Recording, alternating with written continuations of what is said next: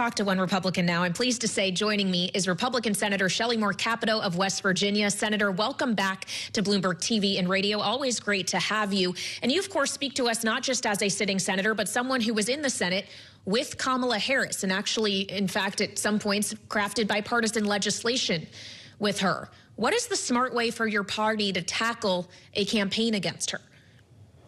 I think there's no question that the best way to campaign against the presumptive nominee is to look at the policies.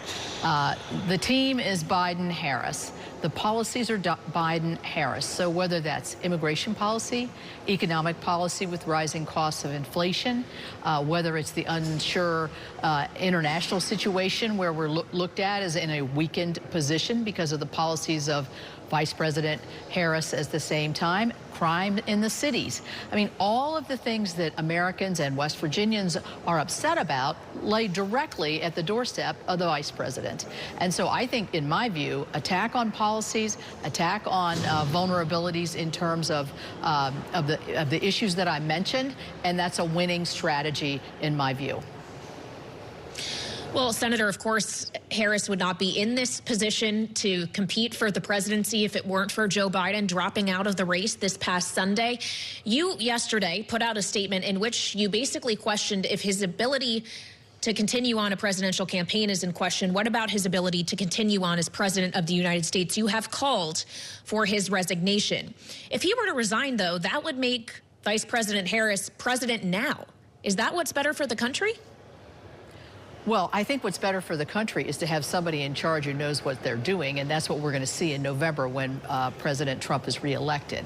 So I definitely think that is a much better position for the country. But here's my concern. The president made a difficult decision to not continue campaigning. He's pretty much self-declared that he's not in a position to be able to do that. He didn't enumerate the issues, but we all know what they are. We saw them in full display at the debate. Those issues do not start on that one day. Those issues that the president has had have been going along over the last probably several years if you've had anybody in your family who's aged in this way. Vice President Harris has been right there with him.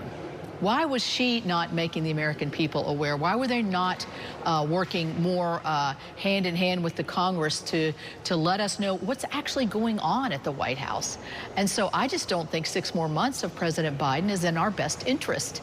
And these issues don't get better. We know that. And then sometimes they spiral out of control. And so I just think the country in and of itself would be better without President Biden at the helm. Does that mean, Senator, considering that President Biden already, even if he does not resign as you wish him to, and there's been no sign that he is intending to do that, as in his letter, he basically just said he intends to fulfill the duties of the president for the remainder of his term.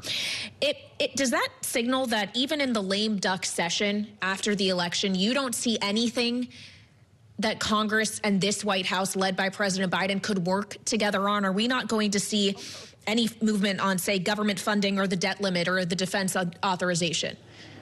No, I think we will be moving forward here in the Senate on our appropriations bills. We'll be having some of those passed out of committee this week. I'm on that committee. And we have to have our spending. We either have to have a continuing resolution or something to the end of the year. Yes, I think that can continue. We need to reauthorize the National Defense Authorization Act. We will do that by the end of the year here in Congress, and the president will sign those bills, absolutely. But the question I'm asking is he really the one in charge here? I think all Americans are wondering that themselves. And so I just want a little honesty from the White House, from his biggest supporters, from his Democrat supporters here in the Senate, to be honest with the American people, to say what the situation has been. That's really not going to impact so much the election, except if there's a cover-up of what kind of challenges have been in the White House over the last several months. That's my question. This is not a personal thing to me, because I know the president. Well, sure. And Senator, of course, you'd worked with him in bipartisan legislative efforts like the infrastructure bill earlier on in his term. Have you seen from your position in the U.S. Senate evidence that Joe Biden has not been the one in charge or making decisions or anything concrete, or that's what you're hoping might I think these are the questions that need to, I think these are the questions that need to be asked. I mean, honestly, we just signed a nuclear bill into effect. The president just signed my nuclear bill. He just signed my national plan to end Parkinson's bill. So there are things that we're doing together. I just think these are questions, and I think it also lends to what kind of a candidate Vice President Harris is going to be. She's been in the White House. She's been witnessing everything that's going on. Let's just have a little honesty here. Well, Senator, as we talk about your calls for Joe Biden to resign, it is worth pointing out we did get a resignation today, not from him, but from the director of the Secret Service, Kimberly Cheadle. Of course, she'd been facing a lot of pressure to do so in the aftermath of the attempted assassination of Donald Trump last weekend. Now that she has stepped down, what do you want to see happen next? Well, the first thing we're got to have, and this is a bipartisan issue, and you see over on the House they've appointed a committee, we got to have transparency to actually what happened that day, where the fault lines were, how this could even, how a shooter could get that close, what were the protocols in place, who was actually performing the duties. I think those are questions that she couldn't even answer yesterday or would not answer. And so, you know, I'm sorry, the head has to fall when there's such a colossal failure, and I'm pleased that she resigned.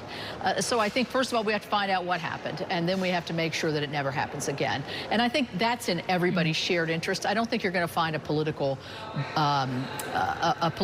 shade to this investigation. I think it will be very straightforward down the line, and I look forward to those answers. Well, I'm sure Donald Trump does as well. We just had a headline crossing the Bloomberg terminal, Senator, that Trump is looking forward to meeting Israeli Prime Minister Benjamin Netanyahu tomorrow at Mar-a-Lago. Before that happens, though, it is worth pointing out the Prime Minister will be addressing a joint session of Congress. He'll be there with you on Capitol Hill. What are you expecting to hear from him, Senator? Well, I think that what the Prime Minister will do is he will reinforce to all of us in the audience, and I hope we have the full audience. We're not going to have the Vice President or the President. Senator Ben Cardin, a good friend, is going to be the one who's going to be presiding over this with the Speaker. But I think what needs to be reinforced is the long-time relationship that Israel and the United States have had, how we have been great allies, protectors of freedom, and they were attacked on October the 7th, and we are in lockstep with them in terms of helping them to weed out the terrorisms and the terrorists that attack them so brutally. So I'm sure he's going to reinforce the ties that bind us to Israel, and I think he should. And he should talk about where America has been great in Israel and where Israel has helped us as a nation, whether it's through intelligence or whether it's through innovation. Some of the innovations that we see are coming out of Israel are quite remarkable in small businesses.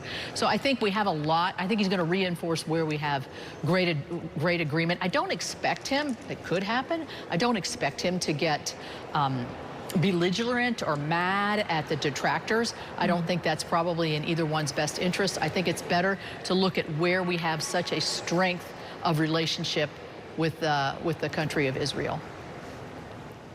All right, Senator, thank you so much for joining us here on Bloomberg TV and radio. We appreciate your time. That is Republican Senator Shelley Moore Capito of West Virginia. Now,